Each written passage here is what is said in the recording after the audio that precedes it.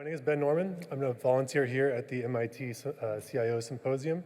It's my great privilege to introduce our next panel. Our moderator today is Joe Peppard. He's a principal research scientist at the MIT Center for Information Systems Research. Today we'll be exploring some topics around the future of the IT unit, how to adapt in this quick changing environment of digital enterprise, emerging technologies, and what we need to do to stay relevant and keep things moving internally. So with that, I'd like you to join me in welcoming Joe to the stage.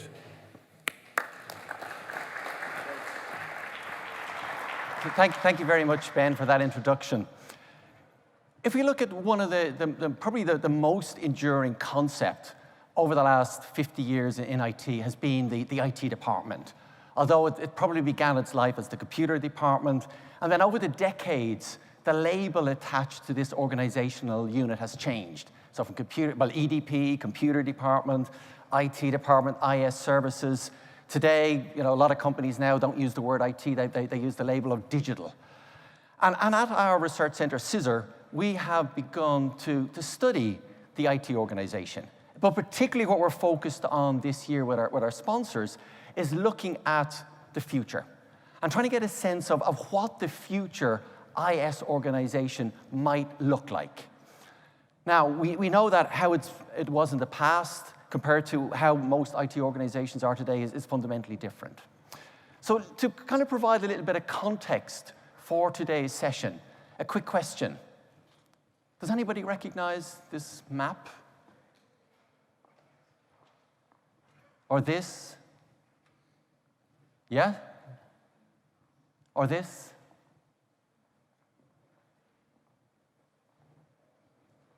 It's actually California. So one of the great blunders of history was the belief, right up until the 18th century, that California was an island floating off the west coast of the United States. Okay? And, sound Cartesian reasoning would actually led to that belief. So you had the first explorers coming from Spain. They encountered at the south, the Bay of Peninsula.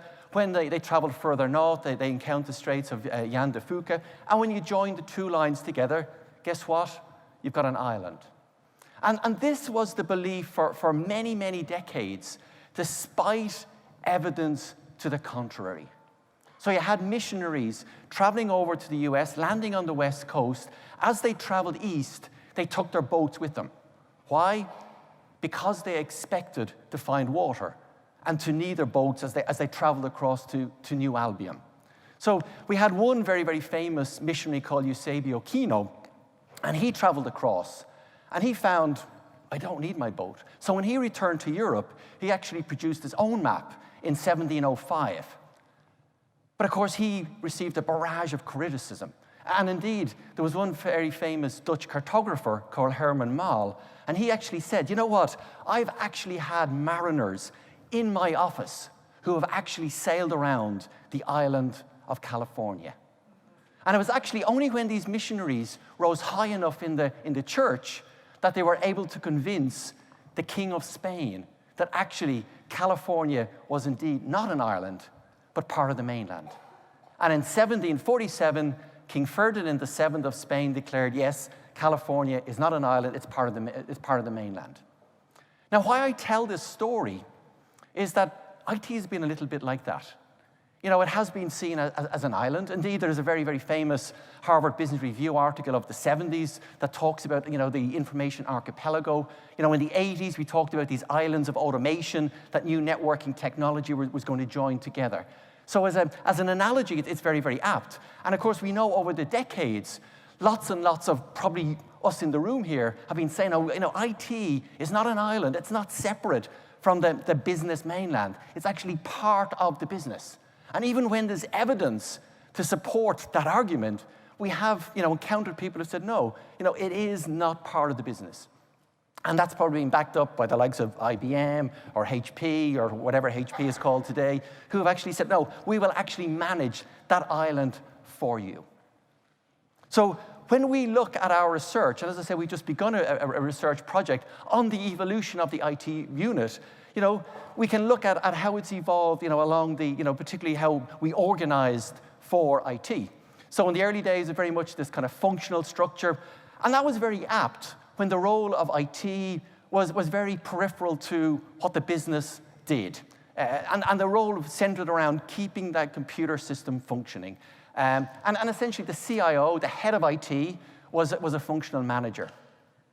And then as we move forward, we sort of see another dominant model emerging. This is sort of the partnership model, where again, the IT organization is somehow portrayed as a separate organizational entity.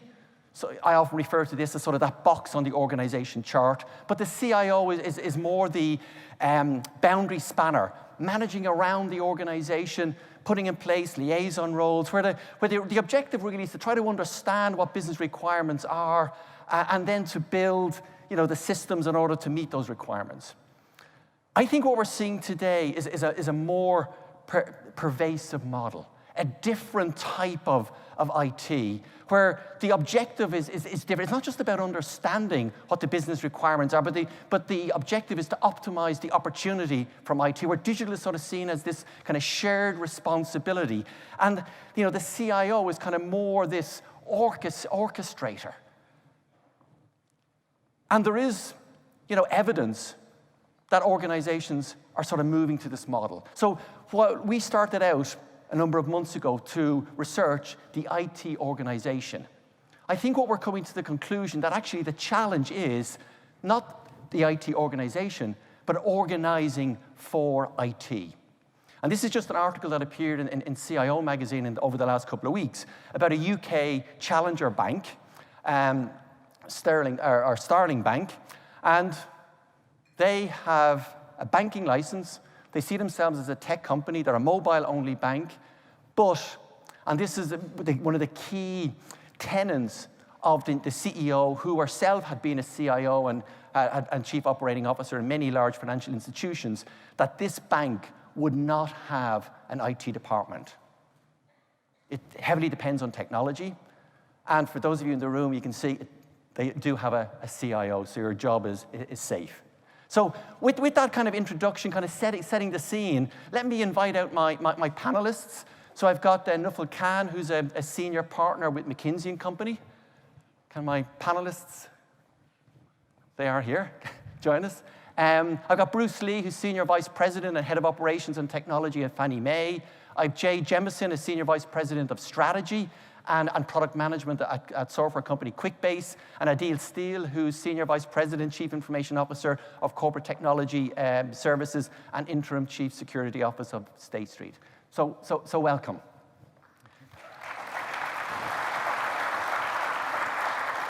So if I can begin maybe with you, Adeel, and just maybe if you can just briefly outline some of the key changes over the last 2 to 3 years that you have seen happen in your IT organization. Sure. So thank you for having us over here. Changes from a technology perspective and an organizational perspective that have happened over the last 12 to 24 months are more adaptive technology versus traditional run technology operations, right? So I think operations is changing significantly. We have seen a trend with DevOps being introduced versus traditional ops. We have seen a trend in more vendor-managed services versus just wholly IT-owned. And I think that transition has been a trend that I've been seeing over the last 12 to 24 months. Mm-hmm. Okay. And then, Jay, you work for a software company. I'm not too sure if you were actually born digital as a software company, but how do you sort of run internal IT as a software company? And how does the internal IT organization, if you have one, how does that interface with, let's say, the product development teams? Great. That's a really interesting question, and I think working at QuickBase, there's kind of a unique perspective of it, because at its core, QuickBase is a very flexible, easy-to-use development platform as a service that basically requires and assumes no coding knowledge for the users that are there. And so you can use it to build anything. And so while we have a small IT group, what you find is we use QuickBase to run the entire firm. We use it for our HR, for our procurement, for our quote to cash, for our CRM, for our analytics, for everything that you can think of our business is running. It's running in a QuickBase application. And what's really exciting about it, because of the nature of how we build and deliver QuickBase, is if we have a change that we want to make to our business in the morning, we can very quickly add to the application, such that if we say, hey, we want to go after a new segment in Canada, for example, we can adapt our CRM on the fly that day to start looking at, well, how is our business starting to grow and adapt in Canada? When you say we, who do you mean we? Is that the IT group? Or? No, it's the business analysts. So it will be literally our sales operations people, our finance people, our marketing people, all sort of working hand in hand. So IT has a seat at the table, don't get me wrong. But what I find unique, having worked in other large-scale enterprise IT shops, is how much business is sort of there. And we all expect, the expectation is so different because you expect the cycle time of a change to happen that day. It's very strange if it would take longer than the end of business. And then what do the IT people do? What do they do? Well, their role? In essence, making sure they're actually, their roles have a lot to do with things like training, information security and compliance, ensuring that we have those, basically running of the business in place, while still thinking through where do we need to go in terms of ensuring we have the capacity and tools available for our employees and for our ability to provide the infrastructure that we deliver to customers. Okay, great. Bruce, I know at Fannie Mae you've been sort of leading a kind of a significant transformation. Again, what has been the impact for the IT organization, the IT unit that you lead, which is not just IT, you're also responsible for operations? Yeah, interestingly, one of the things we've focused on over the years was making the organization as simple to understand as possible. I think often in organizations, particularly IT ones, as you mature, you start to move from you've always seen the diagrams, the verticals, the horizontals, the functionals, the business line. We're good at drawing those block charts and then agonizing over the racy diagrams of who's responsible for what. So one of the things to get ready for digital transformation, to be part of it, was to simplify the structure. These people worry about these applications. These people worry about this infrastructure. They come together here through an architecture that embeds them.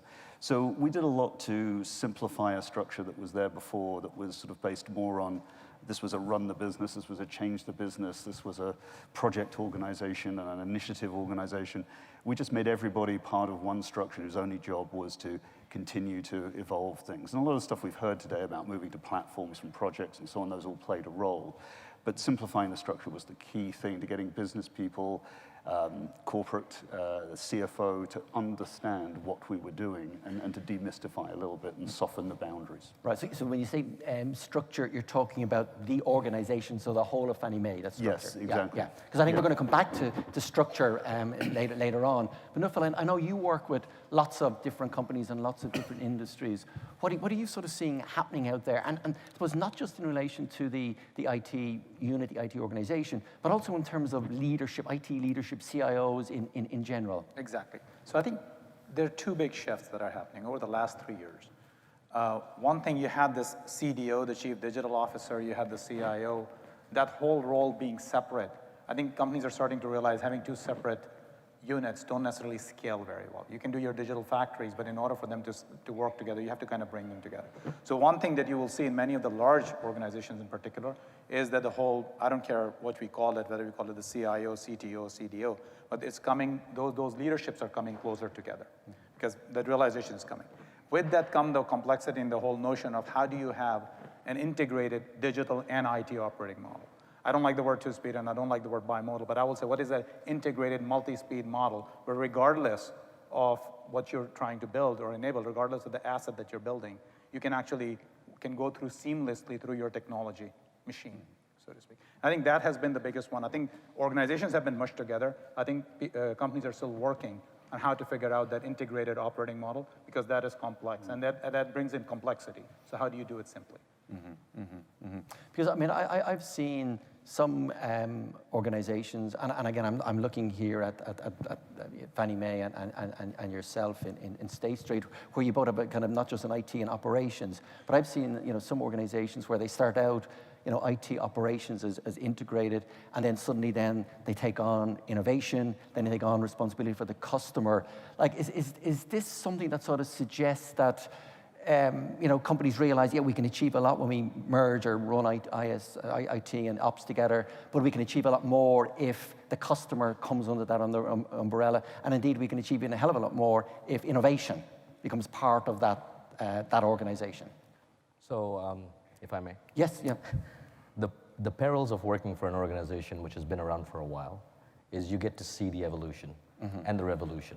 Right? So the evolution is you build a technology organization, it follows the paradigm that you just mentioned right now. You build it traditionally, ops becomes a part of it. You service business, but you necessarily don't get time to understand business. And as you revolve around that paradigm, you have business-aligned IT functions propping up because business needs technology to understand the business in order to deliver. So having seen that transformation and moving to the future, it's almost a combination of the two. Right? And I think that's the structural change that is paramount and is going to come, which is you're no longer traditionally going to be an IT ops shop. You need that to run the business. But run also includes elements of change, which are part of the life cycle. And that will come through understanding business more efficiently and partnering with them. So I think it's a double-edged sword. How do you disassociate business from technology while associating them moving forward, building that structure? Yeah, I think the boundary question is the really interesting one. We tend to talk about the IT as though it's evolving on its own. But most organizations, at least of scale and with some history to them, usually have quite an inward-looking business function rather than an outward-looking one. A lot of the business people really spend their time trying to manage the corporate functions to deliver what they want, tell them what they want, be part of projects and so on. And in our transformation, we found one of the hardest, and it's still ongoing to this day, one of the hardest transformations was actually getting business people to stop worrying about technology delivery and start worrying about customer satisfaction. And taking some people who've spent the last 15 years as business people only looking internally in the company and to rebuild them as product managers and customer champions looking outside and engaging the outside customer with IT pushing even further, deeper into the business to do what was done before by those business people. That was one of the hardest changes in our journey.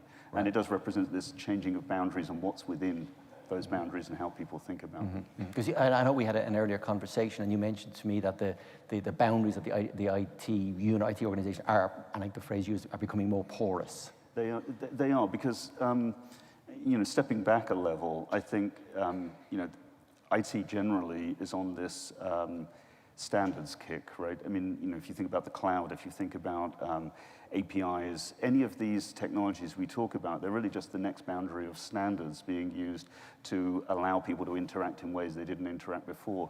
And where those standards exist, you can move the boundaries because of them. Because people know how to behave, they know how to build software, they know how to integrate it, and so on. And that gives you different ways to organize because those standards exist. If they didn't, we couldn't do what we're doing today.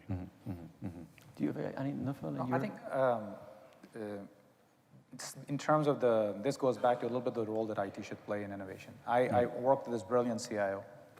She has fundamentally prohibited the word business versus IT. That whole thing of this is how business and IT. Her view is that we are business, right? So I think there's a whole big mindset change that needs to happen. And it goes back to the part about, I heard a couple of times over here, folks were saying business-led. I think that's actually an old notion. There is nothing such thing as business-led unless you think IT is not a part of the business. So I think there is a lot of opportunity. I repeatedly say that to my clients as well. There is an opportunity over here. Nobody's really doing that all that well, is to kind of rewrite your job description at this point. Because that place is empty. It will not be empty for long, but there is a part around rewriting the job description in terms of what kind of a role do you want to play in innovation. The same CIO that I was referring to, the first thing that she did when she got on the ground, she met with the business peers and says, here are the 3 roles I can play, one of them being a close business shaping partner. Where do you want me? And with that, everybody pointed to that last one. And that gave her the license to actually go back. But I think that's a very, very important distinction that is often lost, is that the CIO is in a position to ask and to offer. Often we're given the charge to push ourselves. I think offering it and seeing it being adapted and adopted by the business as what they want you to do is a very important part of that step. That the CIO that pushes without that can get into a lot of trouble quite quickly, I think. But how do we sort of change that mindset? Because Adeel, you sort of mentioned, the legacy, you weren't referring to legacy technology, but legacy thinking, which, in a lot of companies, IT is still seen as the support function. By a lot of senior executives, it's still seen as a technical domain. And then we have this, the IT in the business. And even at this event, we have heard it on a number of occasions, refer to, we got IT and the business. How do we kind of move away from that? Because as long as that sort of language is used, it becomes a real big barrier. And we have this, this mindset challenge, and I'm just wondering, again, from your experience, how do we overcome We see a lot of it about, there's some things that are real, I love what's being said on this couch, as much as I love this kid.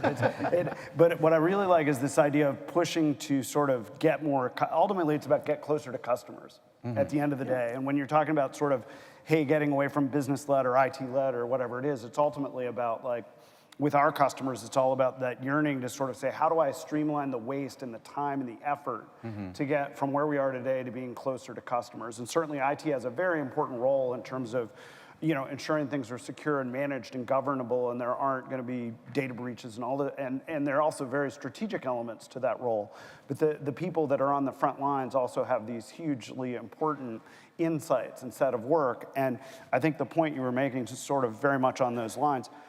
Another thing that we'll talk about with customers sort of that gets, that I get inspired about in a more of a technology context was an article we saw from McKinsey a few months ago that was about basically sort of framing the concept of Agile being for everyone. That is, it's not just for software developers, that there should be tools and approaches you're driving throughout all functions of your business to try and use some of the techniques and tactics that have been built in IT and in application development to take those very precious resources and drive them through impact in the organization, but try and take those techniques and really extend them throughout the organization in a manner that drives faster throughput in terms of value to customer. That's something that we see time and time again with our customers when we talk to them, is ultimately this yearning to move faster and a yearning to ultimately be much closer to customers in terms of what all the functions are doing. So just kind of bring the conversation to this couch a little bit. We'll get it back. It's a good tag team effort. Yeah. For technology to succeed, and there are many ways to succeed, I think it's less about business-led versus not led. I think it's the role of a technologist to understand business, and that's the fundamental issue. Technology, from its inception, has never been able to understand the business. The business of technology, everyone understands. You go to Silicon Valley, you see great technologists that understand the business model.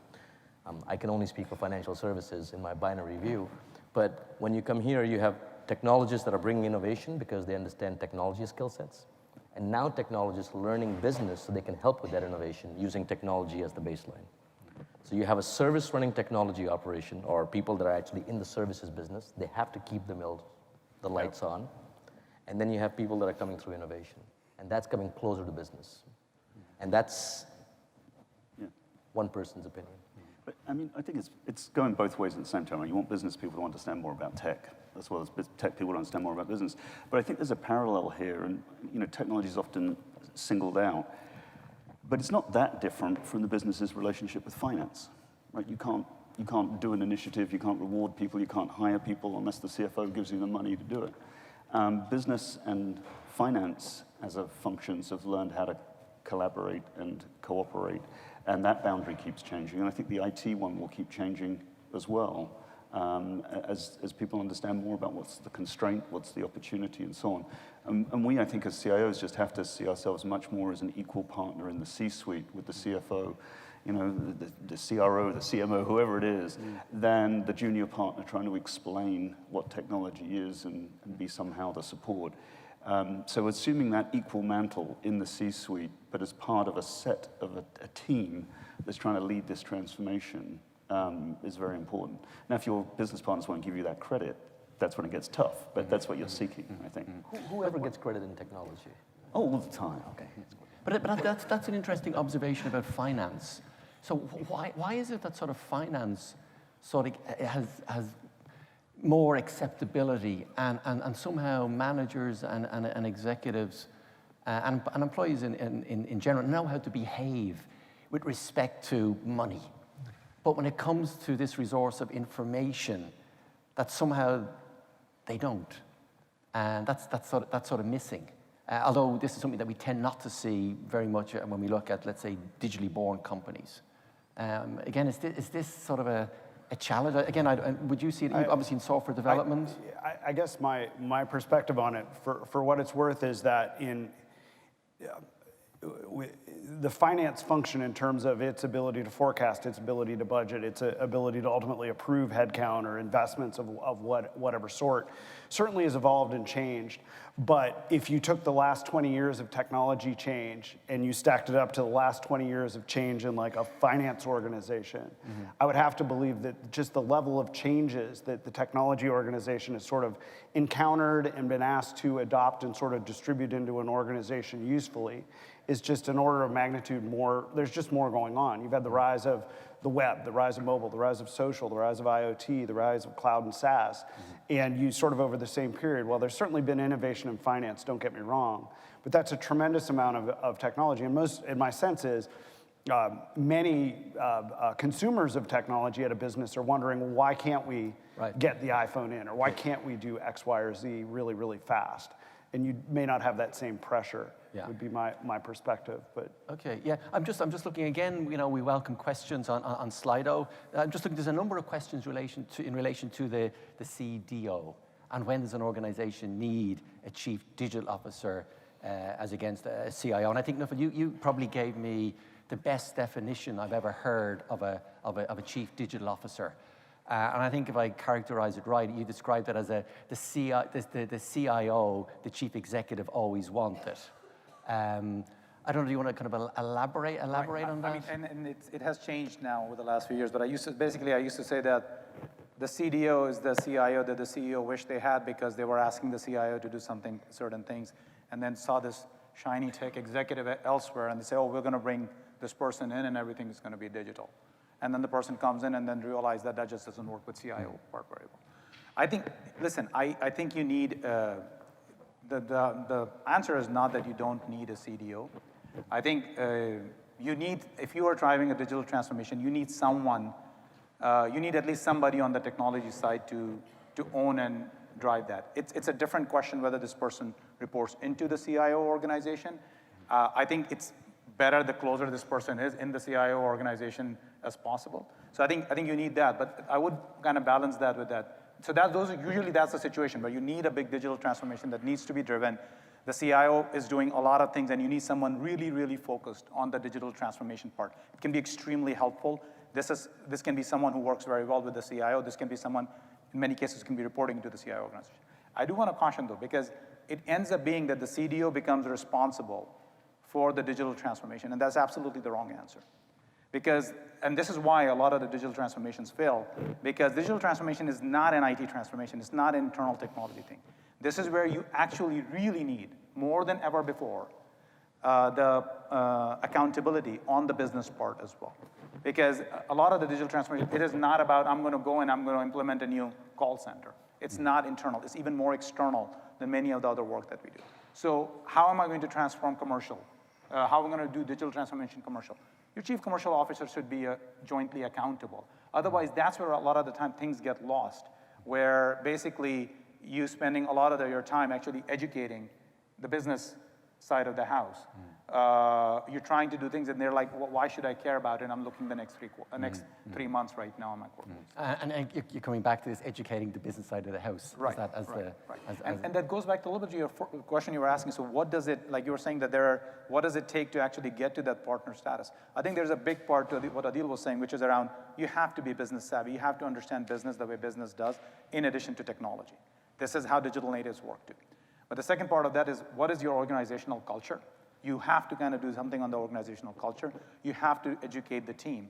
And one thing that is happening in everybody's favor in this room is that you're seeing more and more CIOs and tech executives on company boards nowadays. We see this all the time. I think the demand for getting tech savvy senior leaders on companies' boards has gone up, which actually has increased has elevated the role of IT. And I think that's where it's going to be. Yeah. And I suppose maybe to pick up on something, Bruce, you alluded to, is the customer. Well, one of the themes that we're sort of seeing from the work that we're doing when we talk to some leading companies is they are kind of shifting the narrative around alignment. I mean, if we look back over surveys over the last 30, 40 years, aligning IT with the business, and that's typically how it's framed, has been the number one or in the top 3 CIO issues.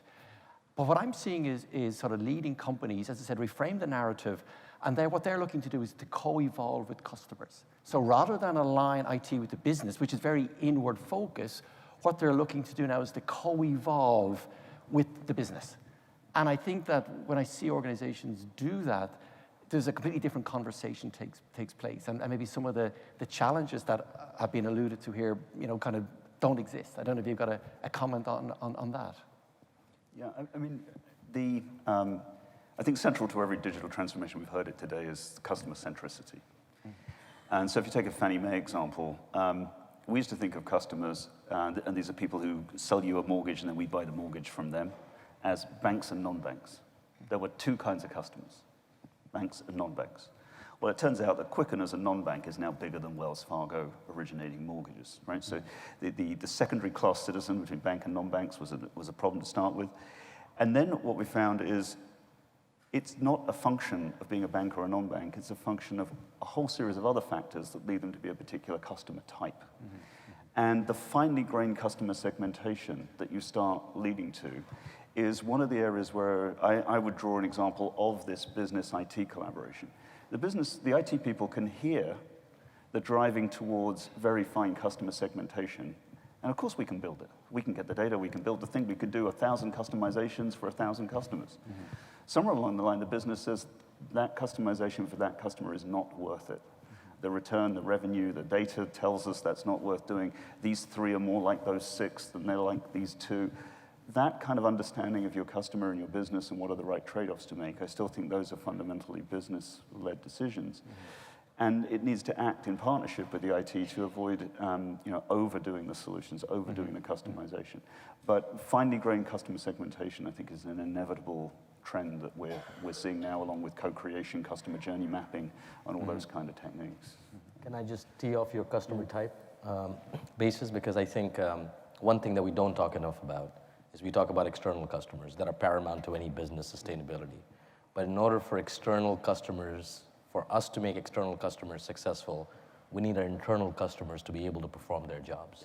Right? So technology as a whole, as a paradigm, is not just, are you aligned with business, or are you not aligned with business? Technology is a service provider at the end of the day, where internal businesses have to be empowered at the same level as external businesses are. And I think sometimes, collectively or individually, we miss that trick.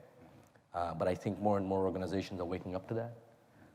And digitization is not just outward facing. I think it's more inward facing as well. Yeah, well, it's interesting. We have one of my colleagues has been doing research on that. I think there's a panel on directly after us, which is around employee experience. I'm sorry, I'm in the wrong panel. Touches on that. Naufal, well, again, when we spoke a few weeks ago, you mentioned something that really struck with me. And you sort of said that, again, I hope I kind of captured it correctly, is that, in the future, organization structures don't matter as much as they have in the past. I don't know, can you elaborate on that? Right.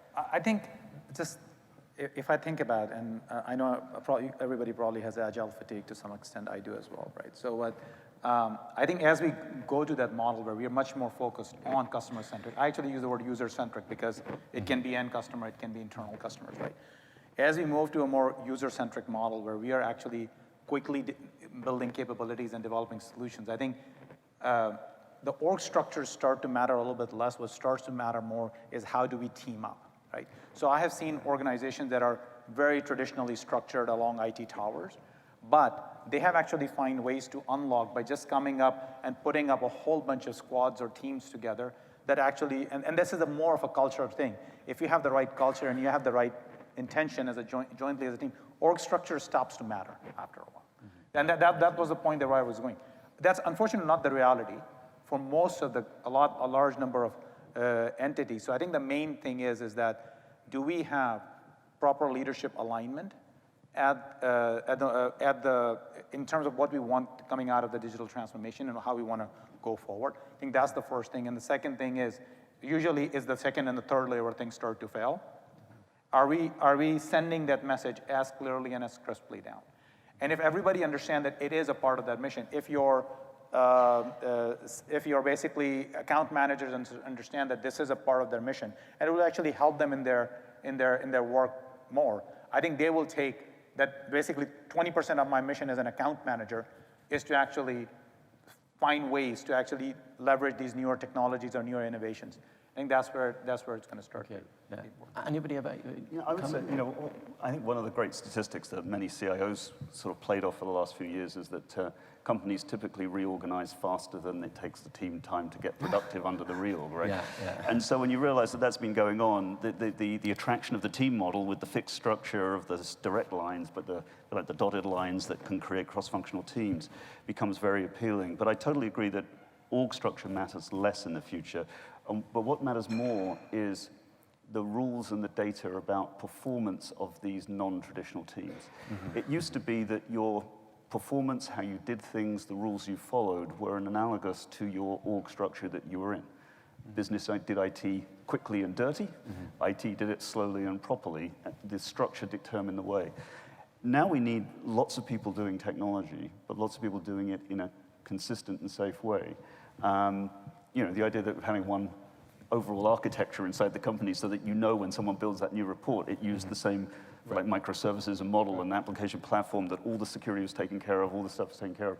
I think that goes to CIOs and IT organizations having to find ways to measure software quality, software integrity, security vulnerabilities in this stuff that's being created all over the company, rather than just the things inside their boundary.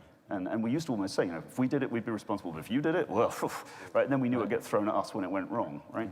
All of that boundary, throwing stuff over the boundary, that's got to be replaced by an ecosystem that can measure everything that's going on in your company, despite boundaries, to create the safe and sound environment for everyone to work. So you sort of suggesting that in the way we sort of think of ecosystems as working with external partners, that maybe we should think about an internal ecosystem. Both, yeah, and they should almost be the same thing. I mean, it's the security privilege that's the only difference between those two things. And one can facilitate the other. An API internal structure can be externalized very easily. So I think it is that. Yeah, we've seen a lot of flexibility in terms of org structure being very, very malleable. And an example I'd use, QuickBase has been an independent company. We spun out of Intuit roughly 2 years ago. And so in many ways, we were building our own DNA, building our own culture, pursuing a group of customers and managing accounts that we'd often had for many years. But as we started to really say, what does it mean to be an independent company? There were a variety of quick sprint efforts we wanted to do to just say, well, what is this market exactly that we're in? Who do we compete with? Just one example. And rather than spin up a specific competitive strategy team, what we did was we took about 30 people across the organization, across different functions, whether it was sales, marketing, IT, what have you. And we sort of said, okay, for a very time-bound and very specific and short period of time, we want you to team together and in essence compete to sort of figure out what is going on with competitor X and Y and Z.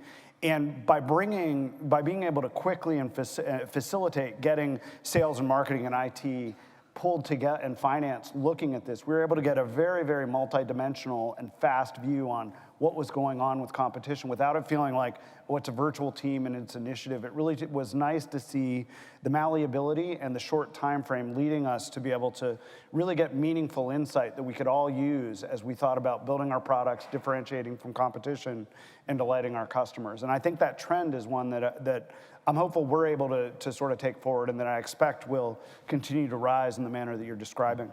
But again, you're very much a software company. I want again maybe share with you an observation that I've sort of noticed over the last number of years is a number of companies again moving away from saying they're running projects to the notion of products. And in fact, they say we don't have projects anymore. It's all about products. Anybody got a view on that? I mean, being a financial services institution that creates products every day, and that's what we innovate on, I think that's true, right? We are delivering products for business. And I think this is how we started this session, is the closer we get to business, not because we want to sit with them, is the closer we understand the business. The better if we understand the business itself, we can help create products. And I mean, let's not disassociate ourselves from the OSI model, right? So take technology out of the OSI, of the 7 layers, and introduce different verticals. We form part of a stack that is as relevant to the top of the stack or the bottom of the stack. And you can't really operate without it. It's just our level of maturity up the stack or down the stack in certain areas. So product is key. I think projects are more portfolio-based. Product innovation and time to market. You can't wait for your competition to catch up with you while you're delivering a product. Customers are demanding products instantaneously. You need to have the ability to build a team that can deliver with it. So that's, I think that's the future of building an organization with IT capabilities right through the DNA. Okay. So, listen, I love the notion of products, and a big part of that is because I think it forced, which is something that you used to tell people when your clients, when they were even in the project mode, hey, what's going to happen a year from now? I know you're thinking about it as a project. And what product part helps you is that to actually map out that this is my vision a year and a half from now, and this is how I'm going to build it iteratively. I'm going to release something every few months. I'm going to, the whole planning part. I love that part. That's my favorite part. The challenge, the complexity that comes with it is, and this is an evergreen debate, I'm sure every one of you has been a part of it at some point, how do you define a product? Right? Because all too often what it is, it ends up being, you take that one system that you work on, and that system is the product. Whereas there are different ways, like, is there a capability? For example, if you're in an airline, right, is check-in a product? Or is the product some kind of a system that's there, right? So, and that's where basically, I think in some cases, you do end up seeing that systems being used as a proxy for product, which is not always perhaps the right thing. And this is where, again, knowing more about business, understanding what business capabilities you need to enable, and actually having a product strategy around that, I think that's a lot more helpful. And that allows you to actually use the crystal ball or have a vision to kind of look down 15 months. This is how I'm going to release the feature. Maybe today my check-in product looks like this for an airline. Tomorrow, basically you're gonna have facial recognition when you're doing boarding. That's what product of tomorrow. Or maybe tomorrow there is no check-in anymore. So I think that it's very, very important how you define it, and all too often what ends up happening on the project versus platform debate, these are my front customer-facing applications, so these systems, these are going to be products, and these are my back-end applications, and they're going to be platforms. And while it may be a little bit true in the second case, it's definitely not true necessarily in the first. Yeah, I would add, I find products can be very helpful, especially in the manner that I think you're describing as I think about managing products at QuickBase, just in terms of, are we monetizing it or not? Is it so, and if so, why or why not? And I think that's a very meaningful and simple way to think about bringing IT and all groups closer to the business, because you're ultimately trying to figure out, is this something that's going to be an SKU? Is it going to be something I'd actually offer and sell? And if so, how? I think there's a bunch of bring people closer to the business that helps in that mode of thinking. A second thing that I find very useful, and I think applies to software companies and non-software companies, is there are a bunch of tactics and techniques that leading product companies are using that we borrow all the time. For example, the Amazon approach of build the press release of whatever it is you're starting to do before you do anything, before you sort of write a single line of code, before you get a team assigned. What is the press release in the future going to look like, and what's the FAQ? So that you have some grounding of what is this, whether it's a product or a project, what do we actually hope to accomplish? And I think there are tactics and techniques in a product-oriented thinking that I think can help businesses just be more efficient in terms of how they deploy resources and invest time and energy and effort to go pursue what they're going after, whether it's product or project-based. Okay. Bruce, I know when we spoke a few weeks ago, you mentioned that within Fannie Mae you're training project managers to be product managers. How is that going? Depends who you ask, I guess. How's it going? A project manager. It's been a hard transformation to many to make. One of the hardest parts has been project managers thought they only ever worked on new stuff that was fun, and product managers have to work on all the crap that doesn't work, right? Because if you're responsible for the product, you're responsible for full customer experience, and that includes all the bad stuff when it doesn't work. And so one of the hardest cultural things was, well, I left all that production stuff to be a project manager on the new stuff. And now you want me to fix bugs and sort out, performance and things. It's like, yeah, because the product needs all of that. So it's been a difficult journey for people to get through and to understand the difference. And like so many of these things, some people will make it, some people won't, and you provide the training. But it's part of reskilling. And I think, this digital journey that we've been talking about all today, in software creation in parts of the IT, it looks like three things. It's the creation of product managers, the creation of digital designers, and customer designers, and then engineering. And those three pieces, the product manager, the designer, and the engineer, is your classic Silicon Valley startup triumvirate that leads product to whatever.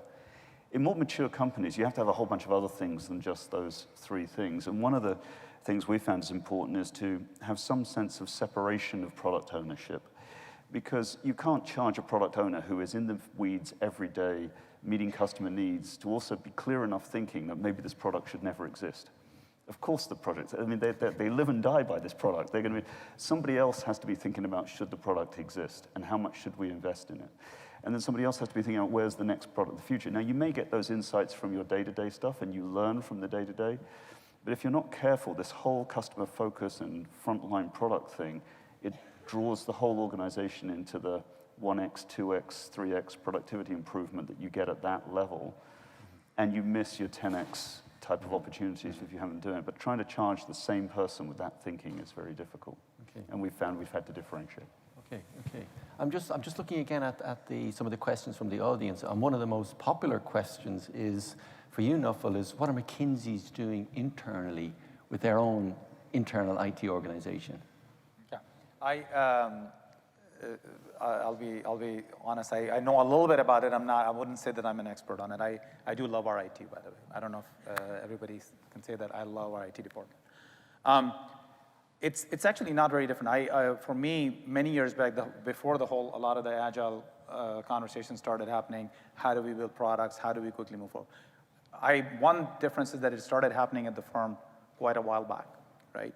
Also, elements around how do you, we have a very different setup. If you think about it, we're a small company, we have a fairly different setup. Most of the people are traveling, we're not in their offices. So it's a different kind of an IT environment. But some of the areas where we did particularly well, for example, if you think about things such as, which were all the rage 3-4 years back, or bring your own device and many of those things, I think we were particularly good about figuring those things out quickly. I think for our internally, given client confidentiality is such a big thing for us, security is one of the biggest things that we focus on, right? So we have put a lot of effort over there, so we have taken that part very seriously. But in terms of overall IT department, we made a big move towards having agile teams. In many cases, we took quite a few of our, what I would say, consultants and actually have them take on IT roles. So in many ways, it's a very agile. It's a very agile environment. It's hard for me to kind of tell you this is how the IT organization is structured, because it is literally a part of how we work on a regular daily basis. It's very hard for me to separate that this is IT. And that's why I'm struggling a little bit with answering this question, because outside of the very specific IT things, it literally is a part of our DNA. And so that kind of maybe gives us a glimpse of, maybe for a big old company, that maybe that's what the future might look like. As you say, it's in your organization, it's very, very fluid. It's and again, I hear it even in big old companies that, when I talk to CIOs, they say, they're actually now, and this might signal the transition, now there are people, working in IT who don't report to me as the CIO. So that's sort of maybe the transition that we're seeing as well towards maybe what McKinsey's IT is like. I think we still have an IT organization, right? And so I have and Joe and I have talked about it. I have a slightly different viewpoint on this one, right? It actually stresses me out when I hear that we're going to take IT and we're going to embed it into the business. It stresses me out because I agree IT cannot live in this silo, but what happens is when you kind of start putting it into into the business like that, there's a different kind of a silo that's based on the assumption that business does not have silos. Business have silos too. So now I took my IT, which was, we had to partner, now I've put it in ops, in marketing, put it back into these units. How do these work together? And the truth of the matter is, your customer journeys are going to cut across all these org silos. So you still need an integrator, and this is where I go back to Joe's point earlier. Joe was saying orchestrator. I just go a little bit one step ahead. I call it an integrator. There is a need for an integrator. Now, there are two ways to do it. You can do enterprise agility, which is basically you start emulating yourself, be a more digital native, which, by the way, is not a great answer for necessarily very large organization right away. It will take some time to get there. Or you need an integrator role. And this is where I honestly think is an opportunity for the CIOs to rewrite their job description, is to step up and play that integrator role. If digital and IT is going to be the future, then you are perfectly suited for that. It also puts you, it means that you have to learn business and all that stuff, but it also puts you in that spot where how many CIOs end up becoming CEOs? But that's where the future could be, right? So it also puts you in that spot where it puts you in the middle of the business. And it's actually, I think it's a great opportunity for the CIOs. So yeah, I think an integrator role, in my view, I think you probably still need an IT organization to actually help string this together, at least in the near future, until we are all ready to be digital natives and go back to being more embedded. Right, but it's going to be fluid, where boundaries and organizations will matter less. That's the part. Okay. I want to just come to this notion of governance. And again, maybe Bruce, again, when I spoke to you, you kind of brought up this topic of governance. And again, if I've captured correctly what you said to me, it's kind of what you've kind of been trying to do at Fannie Mae was to move from a procedures and compliance model to more of a trust and verify. Yeah. And I think the rationale you gave was, primarily due to speed, and the fact that old kind of governance structures kind of slow down the required clock speed that the business needs today. Yeah, and also that the employees like for motivation and a whole bunch of reasons that going slowly is troublesome for organizations. But we did find the first thing in talking about that with the business and with the teams was, first of all, getting people to acknowledge that we were a compliance and rules structure. I mean, so much, when you think about IT in a way, a small number of people create code, and then a lot of people make sure it's right.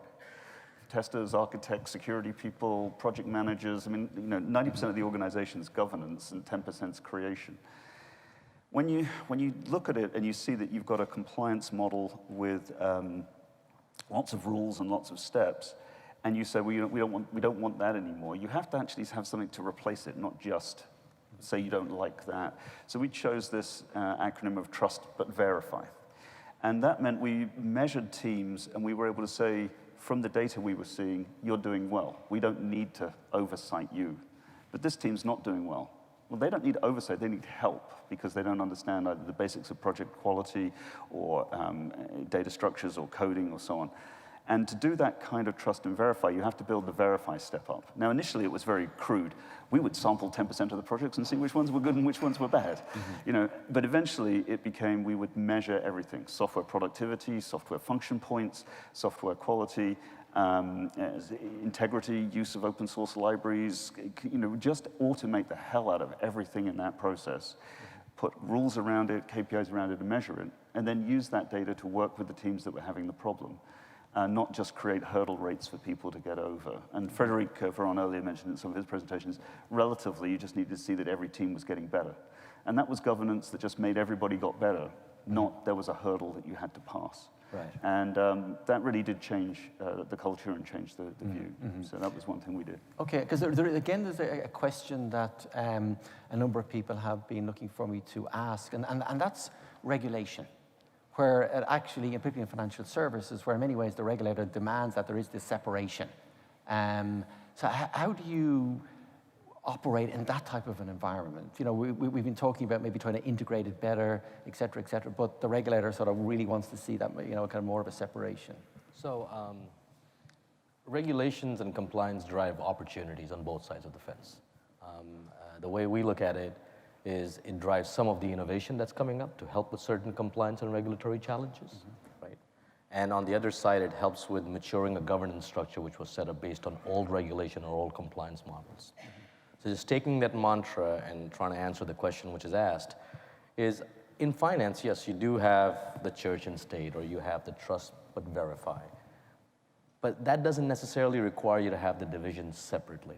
What it does require is the people doing the work need to be accountable, not to the same organizational structure, to the other structure. So it's almost coming back to how we started this conversation. How closely is technology aligned with business? So not BU aligned IT versus how IT has an understanding of the business units. So this way, if you take the product example, you're delivering a product that understands the business paradigm and it's working with business to deliver, but then you have a team that's validating the change that's going in. So yes, I do agree with Naufal before. Technology, I don't think should go into pockets sitting in business. I think that creates more of a challenge within a financial services organization. But technology as a service provider, but as an innovator and a business enabler. So the mantra that at least we're trying to preach is effortless technology with effortless security. Right? So if you walk into a building and you get rid of all those scanners and everything else, but you're still being monitored and you're still being seen, that's effortless security being presented. It's still safe, it's still secure, but you don't have the fear factor of going through scanners, which might work or not work. So it's that model that regulation drives you to, that you should have the right layers of protection. And I think that is easily accomplished in any organization. They very rarely prescribe the organizational structure you need to achieve the thing. That they're talking about risks you need to manage, and the transparency of data and the way you achieve that data and the reliability of it is a change. And I think one of the things the regulators have really changed in the last 5 years, and it's going into every field now. I think for a number of years they would accept what I call administrative compliance. We ticked the box, we filled out the form, we did the thing manually. They're now much more, they want to see the real data from the real systems, not put through a layer of people ticking boxes. They want that source data coming from real sources. Regulation has driven more technology products in the last 5 years than ever before. It's driving us looking at data in ways that we haven't looked at before. Right? Data science has emerged as an industry because of regulatory focus and force. It wasn't as a result of Google coming as a search engine. It was as a result of somebody saying, how do we protect our data? But that's a different paradigm. I'm just conscious of time. Maybe one final question for the panelists individually, and that is, what do you think, if we look at in 5 years' time, the IS organization will sort of look like? What will it morph into? And maybe if I can take a leaf out of your president's book, if you can sort of keep it to 140 characters. So if you look out 5 years, what do you think the vision for the IT unit will be? If I start maybe with you, Naufal. Sure. I'll tell you what it should be. I see the CIOs or your technology leader, whatever title we give them, playing an integrator role across the organization with a deep, proper understanding of the business and the customer journeys and stringing them together. Okay. Bruce? I think it evolves towards know everything, guide everything, try and do as little of it yourself as possible. Okay, so you mean use the ecosystem? I think I ran out of 140 pages, so I can't elaborate. I think it's going to continue to, building on what was said, I think it's going to move increasingly more quickly. I think it's going to be a much deeper and more on the forefront of sort of C-suites, because technology is ever more important in terms of attracting and retaining and growing customers. So my view is that it'll be ever more on the front seat and the front burner of what businesses in all industries are taking on. Okay, and Adeel? Strategy, innovation, integration, in that order. That's the future of the IT department. They know how to strategize, innovate, and then integrate. Okay, so on that note, I'd like to thank my panelists. And thank you.